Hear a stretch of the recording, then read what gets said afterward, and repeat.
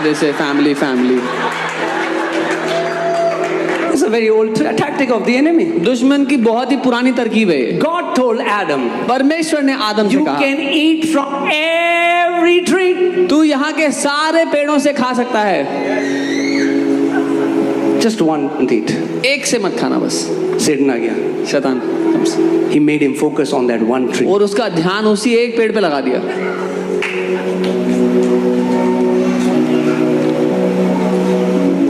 Sometimes, you know, when I meet with people and they're complaining against God. कई बार जब मैं लोगों से मिलता हूँ और परमेश्वर के खिलाफ शिकायतें लगा, क्या किया यीशु मसीह ने हमारे लिए? What क्या did किया? Jesus do for me? Church आ रहे हैं हम 4 साल से, क्या I've किया? been coming to church for 4 years. अरे आप आए थे तो आपको शुगर थी, ठीक हुई? हाँ हाँ वो किया बस, और क्या किया? When you came, you had sugar, diabetes, that got healed. हाँ, यही तो किया। अरे आपके हस्बैंड आप बता रहे थे उनको डिमोनिक अटैक आते रहे, हाँ हाँ वो भी किया। Your husband had demonic attack, yeah. अरे आप कह रहे थे आपका इतना कर्जा है, कर्जा ठीक हो गया। You had so हाँ, much हाँ, debt, you came out of that. Yeah. हाँ कर्जा भी ठीक हो गया। अच्छा, आपने कार ले ली नहीं? You bought a new car. Car भी ले ली। गाड़ी भी ले ली। Sometimes you have to count your blessing. कई बार आपको अपनी आशीषें गिननी पड़ती हैं। Count your blessing. अपनी आशीषों को गिनो। Let me ask you this question. मैं आपसे एक सवाल करता हूँ, If God inhabits our praises, अगर परमेश्वर हमारी स्तुतियों पर विराजमान होता है, who inhabits our complaints? तो हमारी शिकायतों पर कौन विराजमान होता है? शैतान, बिल्कुल सही है जवाब।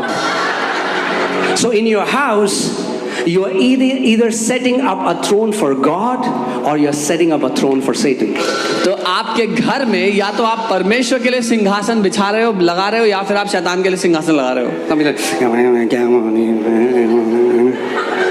सेटन कहता है प्यार है मुझे इस बंदे से, ऐसा बंदा कहाँ मिलेगा मुझे? And Satan gets so excited, where can I find a guy like this? I love this guy. सारे दुष्ट आत्मा बोले चलो भाई इस घर में चलो, पार्टी है यहाँ पे। He will tell all the demons, let's go to this house, there's a party there. But what would happen when in your house there's a sound of worship and praising God? You are so thankful to God. You are saying, Father, you are so good. Father, I love you. Thank you so much for everything that you have done for me. पर क्या होगा अगर आपके घर में संगीत है, आराधना का, स्तुतियों की आवाज है, धन्यवाद पिता तू इतना भला है मेरे जीवन के लिए, क्या कुछ नहीं किया तूने मेरे लिए। Amen. When we were in, like people who were here, oh I forgot, before I go there I want to show you a video. Are you ready? इससे पहले कि मैं वहां जाऊं एक वीडियो दिखाना चाहता मैं हूं। आपको बताना चाहता हूं कि जब भलाई और करुणा आपके साथ चलती है तो आप नाचते नाचते परमेश्वर आपको ग्लोरी में ले जा रहे हैं। Ready? I want to tell you, when the glory of God is on your life, when the goodness of God is on your life, Okay. you will dance and He'll take you in glory. Jesus. आनंदित हो जाओ क्योंकि जो आपके पास है उससे बहुत विशाल, बहुत महान आ रहा है। We यीशु के don't नाम में। rejoice later. हम बाद में आनंदित नहीं होंगे, We rejoice first. हम पहले आनंदित होंगे।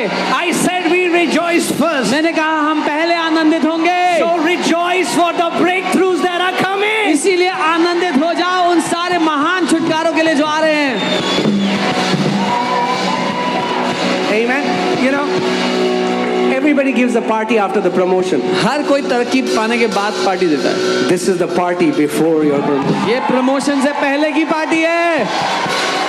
Amen. आमीन। Because promotion is coming to you in Jesus' name. क्योंकि तरक्की आपके पास आ रही है यीशु के नाम में। Amen. आमीन। Before I go to the word, इससे पहले कि मैं I just वचन में feel जाऊं, like, are you ready? तैयार We're है? gonna sing the same song, तेरे भवन में. Are you ready? And how many people want to rejoice with me? कितने लोग मेरे साथ आनंदित होना चाहते हैं? Say this after me. मेरे साथ My कहें, breakthrough has come. मेरा छुटकारा आ गया है। Say this after me. बोलो। My breakthrough has come. मेरा छुटकारा आ गया है। My days of weeping are over. मेरे रोने के दिन खत्म हो गए। My day of joyful rejoicing is here. मेरे आनंद मनाने के दिन यहाँ आ गए हैं। Do you believe that? मानते हैं? Do you believe that? मानते हैं? Let's just rejoice. आनंद मनाए। Ready? आप बूढ़े और कमजोर हो गए। मैंने कहा नहीं। I said I reject these मैंने words. कहा मैं ठुकराता हूँ इन बातों को। I declare. मैं घोषणा The करता हूँ, Bible says, as my years are, so shall my strength be. Bible कहती है जैसे तेरे दिन बढ़ेंगे वैसे ही तेरा बल भी बढ़ेगा। Amen. आमीन। I told Eliana, you will not see your dad getting older, you will see your dad getting younger. मैंने कहा एलियाना अपने पापा को बूढ़ा होते नहीं जवान होते हुए देखोगी तुम बड़े होते होते। से ये क्या बात हुई? भाई बाइबल पढ़ लो. Those who wait upon the Lord shall renew their youth. Bible कहती है जो परमेश्वर पर ठहरे रहते हैं अपनी जवानी को नया कर लेंगे. Amen. The Bible Amen. says in Psalm 91, those who are planted in the house of the Lord, they shall flourish in the courts of God. They will be fresh in their old age. वचन 92 Bible कहती है जो परमेश्वर के घर में रोपे गए उसके आंगनों में फले फूलेंगे, बुढ़ापे में भी ताजे कर दिए जाएंगे. Amen. आमीन. So hallelujah. Victory. जीवन के साथ भी, जीवन के बाद भी. तो वो जय हमारे लिए जीवन से पहले भी है, जीवन के बाद भी है. लाइफ.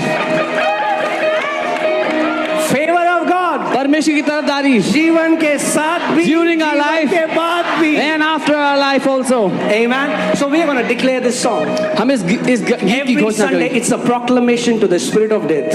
हर रविवार ये एक घोषणा है मृत्यु की आत्मा के ऊपर That you cannot touch me and my family. कि तू मुझे और मेरे परिवार को नहीं छू पाएगा. Are you ready? तैयार हैं? You know the anointing of the Holy Spirit is in this place. पवित्र आत्मा का अभिषेक यहाँ पर है. And when the word is released under the unction, under the anointing of the Holy Spirit, it becomes established. और जब वचन पवित्र आत्मा की उपस्थिति में बोला जाता है. क्या? Alright, let's go.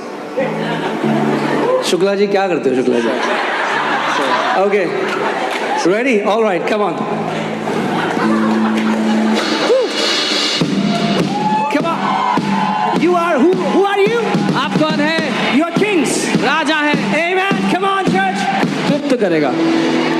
Amen. Hallelujah. Come on, you can be seated. We'll quickly. आप बैठ सकते I हैं. just want to finish and just teach you something. जल्दी से हम समाप्त करेंगे. मैं कुछ सिखाना चाहता हूँ. I'll quickly finish it in next 3 hours. अगले 3 घंटे में जल्दी से खत्म करूँगा. Hallelujah. Hallelujah.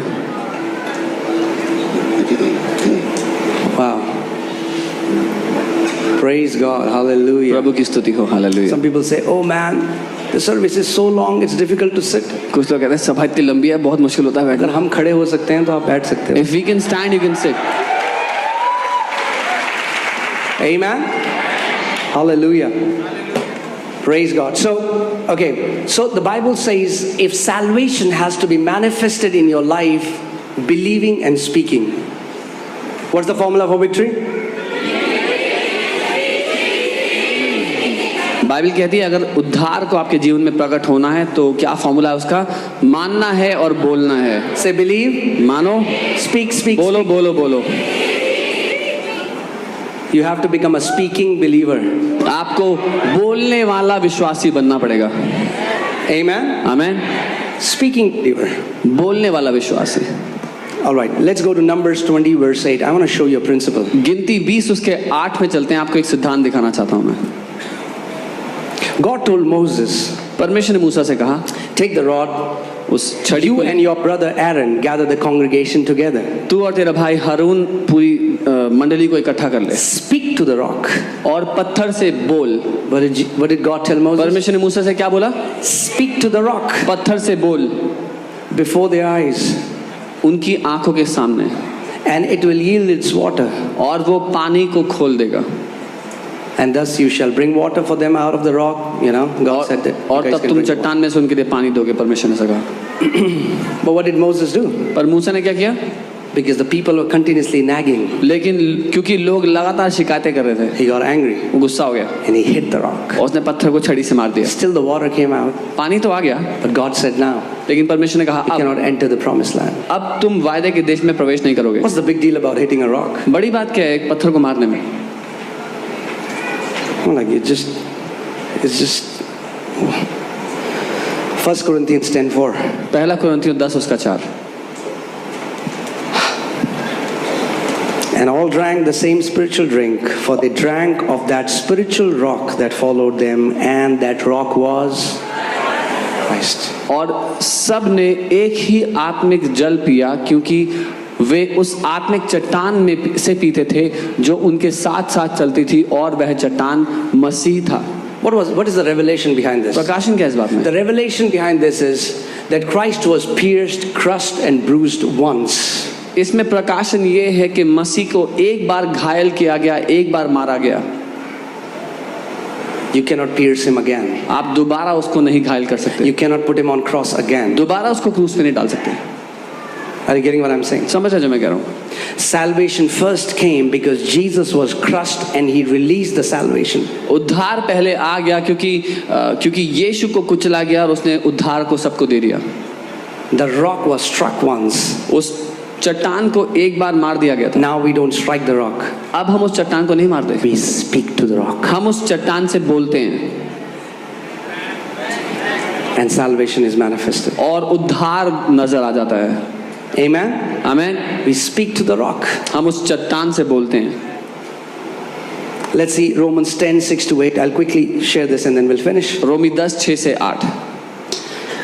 But the righteousness of faith speaks in this way. परंतु धार्मिकता विश्वास से है और वो यूं कहती है, Do not say in your heart, who will ascend into heaven? अपने मन में ये मत कहना कि स्वर्ग में कौन चढ़ेगा, That is to bring Christ down from above. ताकि मसीह को नीचे उतार लाए। What is Apostle Paul saying? पौलुस प्रेरित क्या कह रहे हैं? Even though Christ is now seated at the right hand of Father, हालांकि मसीह अब स्वर्ग में पिता के दाहिने हाथ बैठे हैं, even though Jesus Christ was crushed, हालांकि मसीह को कुचला गया, he went to hell, वो नरक में गया, was raised up, उठा दिया गया, is now seated at the right hand of Father. अब पिता के दाहिने हाथ बैठा है। Many Christians live as if this has not happened. बहुत से मसीह ऐसे जीवन जी रहे हैं कि ये कभी हुआ ही नहीं है। They are still waiting for a savior. वो अभी भी इंतजार कर रहे हैं कोई उद्धार करने वाला आएगा। They say, oh, we don't have anyone. कह रहे हैं कोई नहीं हमारे पास। Apostle Paul says, don't say like that. Apostle Paul कह रहे हैं कि ऐसा Who मत will ascend into heaven? कौन जाएगा स्वर्ग में हमारे लिए। Next verse. अगली आयत, I'm like, who will descend into abyss? That is to bring Christ up from the dead. या कौन अधोलोक में जाएगा मसीह को मुर्दों में से जिंदा करने के लिए। Christ went into the hell and suffered for you and me, मसीह आपके और मेरे लिए नरक में गया so that you and me don't have to suffer. और सताया गया ताकि But आपको there और मुझे ना are so सताया many जाए। people लेकिन बहुत से लोग हैं, who, you know, he say, नहीं नहीं, मैं तो deserve करता था ये punishment. कुछ लोग कहते हैं I was deserving of this punishment। No, pastor, this is good that it's happened to me. अरे नहीं पास्टर, अच्छा है मेरे साथ ऐसा हुआ। That's stupidity. ये बेवकूफ़ी है। Don't deserve a punishment which Jesus already bore on his body for you. किसी ऐसी सजा को ये मत कहो कि मैं उसके लायक, क्योंकि यीशु ने उस सजा को पहले ही अपने शरीर पे सह लिया। He went into abyss, he went into hell, suffered for you and for me. वो नरक में गया और आपके और मेरे लिए उसने वो ताड़ना को सह लिया। There are many people who want to afflict punishment on them when they do something wrong, बहुत से लोग अपने आप को ताड़ना देना चाहते हैं जब गलती हो जाए तो, because they don't understand the grace of God. क्योंकि वो परमेश्वर के अनुग्रह को नहीं समझते। So don't say this. इसीलिए ऐसा मत कहो। Next verse. अगली But आयत, what does it say? लेकिन क्या कहती है? Come on, let's read it together. What does it say? वो क्या कहती है? The word is near you. वचन तेरे निकट है। The word is near you. वचन तेरे निकट है। The rock was struck first. वो पत्थर को एक बार मारा गया। Now you don't need physical Jesus. अब शरीर में आपको यीशु नहीं चाहिए। He has given you his spirit, उसने अपना आत्मा आपको दिया and the word is near you. और वचन आपके For निकट your है, breakthrough, क्योंकि आपका for your छुटकारा, healing, आपकी चंगाई, for your miracle, आपका चमत्कार, whatever you need from जो God, कुछ आपको परमेश्वर से the चाहिए, word is near you. वो वचन आपके निकट है। Where? When is the word near you? वो वचन कहाँ है आपके निकट? Not when you carry it. तब नहीं जब आप बाइबल लेके घूमते हो।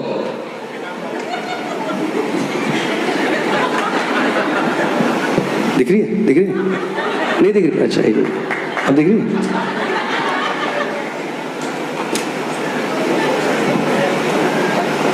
The word is not near you when it's in your hand. वचन तब आपके करीब नहीं जब आपके हाथ में है। The word is not even near you when it's on your phone. वचन तब भी आपके करीब नहीं जब आपके फोन में है। The word is also not near you when it's on your wall. वचन तब भी आपके करीब नहीं जब आपकी दीवार पे लगा है। The word is near you when it's in your mouth and in your heart. वचन तब आपके करीब होगा जब आपके मुंह में और आपके दिल में होगा। Amen. So you confess, keep speaking the word. तो उसका अंगीकार, उसको बोलते रहो। Speak, speak, speak. बोलो बोलो बोलो। What will happen? क्या होगा? Your heart will start to believe. आपका दिल मानने लगेगा।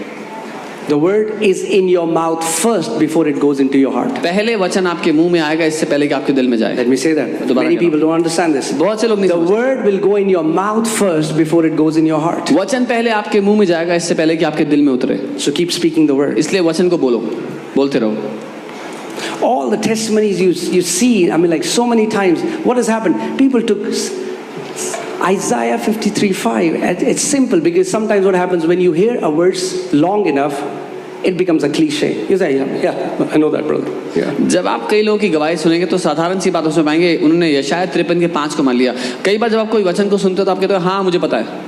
It loses its essence because you've heard it long enough. Never, let me give you an advice for your life and for your generation. Never become familiar with the word of God. उस वचन की अहमियत कम हो जाती है लोगों के लिए क्योंकि उनको लगता है कि मैंने सुना हुआ है इसको, लेकिन मैं आपको कहूँगा कभी भी परमेश्वर के वचन को बिना अहमियत के मत देखना, उसको तुच्छ मत देखना। In a place, the Bible says in the book of Isaiah, God said, I love those who tremble at my word.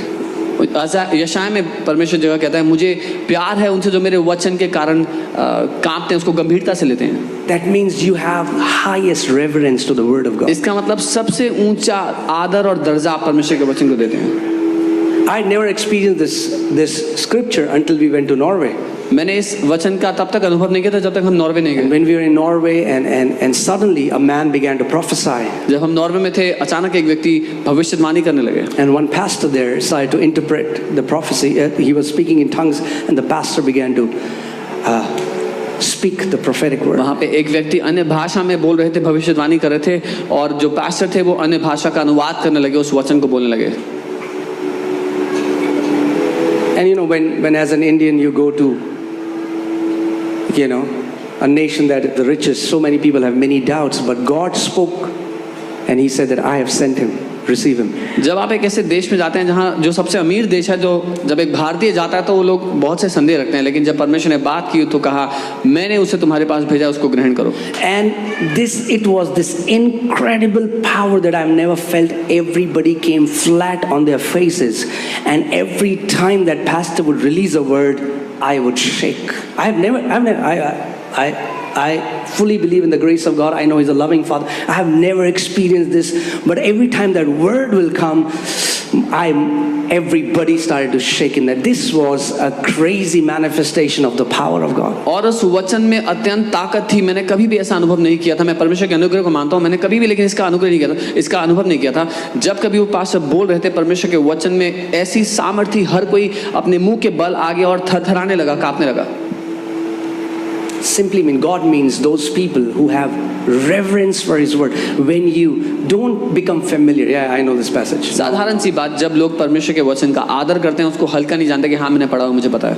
You have the same word through which God created billions and trillions of galaxies, and the worlds were framed by the word of God. आपके पास आज वही वचन है जिसके द्वारा परमेश्वर ने सैकड़ों करोड़ों आकाश गंगाओं को बनाया, उसी वचन के द्वारा सृष्टि की रचना की। I have never seen those people who have honored the word of God and are at the base of their life. मैंने वो लोग आज तक नहीं देखे जो वचन का आदर करते हैं और जीवन के सबसे निचले स्तर पर हैं। Start honoring the word. वचन का आदर करना शुरू कर दो। Start honoring the word. वचन का आदर करो। Every day when you read the word, say, God, speak to me through your word. हर दिन जब वचन पढ़ो बोलो प्रभु मुझसे बात करो अपने वचन के Give me daily manna from you. मुझे रोज की रोटी दो अपने वचन से। And He would. और वो देगा। He would. वो देगा। You will read maybe just a chapter a day, but when you are reading it, God would speak to you. जब आप पढ़ोगे हो सकता है एक अध्याय पढ़ पाओ, लेकिन जब आप पढ़ोगे तो परमेश्वर आपसे बात करेगा। Amen. Amen. And there are so many people who got healed of cancer, blind eyes open, deaf ears open. We get so many testimonies by people simply confessing the word of God as kings, declaring the word of God in their room. और बहुत से लोग चंगे हो गए, cancer ठीक हो गए, अंधी आंखें खुल गई, बहरे कान खुल गए, सिर्फ उसके द्वारा कि लोगों ने वचन को लिया, उसकी घोषणा की राजाओं की तरह। Amen. Amen. Last point, and I've taught it to you, but I want to teach it to you again and again until it's established. मैंने आपको ये सिखाया है, लेकिन मैं बार-बार सिखाना चाहता हूँ जब तक आपके जीवन में ये स्थापित ना हो जाए। What happens to the spiritual climate of your house when you decree the word? आपके घर का आत्मिक वातावरण कैसा हो जाता है जब आप वचन बोलते हो?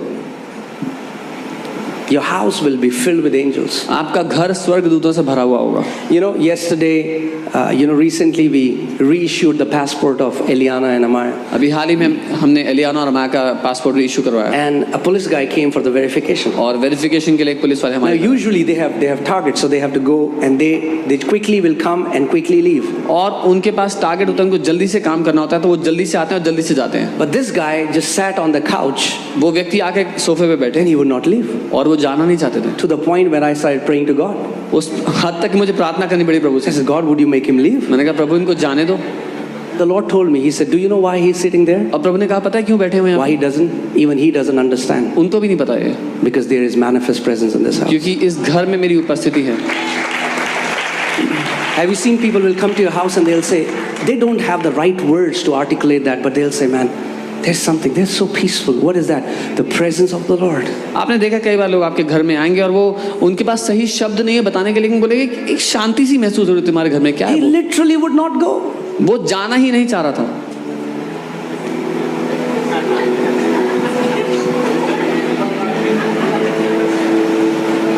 Amen. And then I started to think about my meetings when people come to meet me. और मैं फिर I सोच said,